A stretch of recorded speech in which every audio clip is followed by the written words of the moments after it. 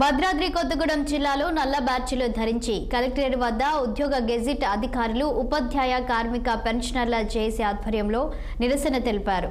వికారాబాద్ జిల్లా కలెక్టర్ ఇతర అధికారులపై విద్రోహ శక్తుల దాడిని ఖండిస్తూ మధ్యాహ్న భోజన విరామ సమయంలో ఆందోళన చేపట్టారు. జిల్లా యంత్రాంగంపై జరిగిన దాడి ఘటన అమానుషమని జేఏసీ నేతలు అన్నారు. ఇలాంటి దాడి ఘటనలను తాము తీవ్రంగా ఖండిస్తున్నట్లు వెల్లడించారు.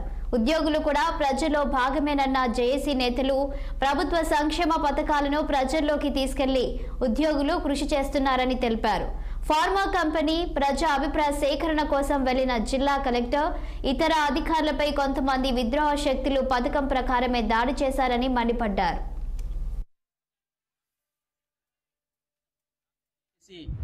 ఇచ్చిన పిలుపులో భాగంగా భద్రాద్రి జిల్లా కొత్తగూడెం కలెక్టరేట్లో మరి లంచ్ అవర్ డిమాండేషన్ మరి పిలిపించింది. ఆ పిలుపులో భాగంగా భద్రాద్రి జేఏసీ తరఫున మరి ఇలా కలెక్టరేట్లో లంచ్ అవర్ డిమాండేషన్ నిర్వహిస్తున్నాం.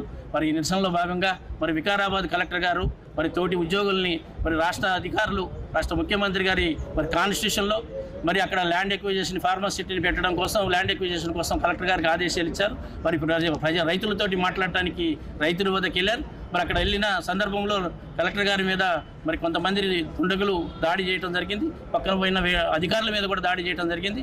ఆ దాడిని తీవ్రంగా ఖండిస్తూ ఉద్యోగ చేసి మరి నిరసన కార్యక్రమం రాష్ట్ర వ్యాప్తంగా 33 జిల్లాల్లో మరి హైదరాబాద్ సిటీలో కూడా సెక్రటరియట్లో కూడా మరి ఈ కార్యక్రమం చేయడం జరుగుతుంది. మరి ఇలాంటి కార్యక్రమాల్ని ప్రజల వద్దకు పాలన అనేది ప్రజా సంక్షేమ గవర్నమెంట్ అని తెచ్చుకున్నాం. మరి తెచ్చుకునే గవర్నమెంట్లో ముఖ్యమంత్రి గారు ఇచ్చిన ఆదేశాలు కానీ ప్రభుత్వం ఇచ్చిన సంక్షేమ పథకాలు కానీ ప్రజల వద్దకు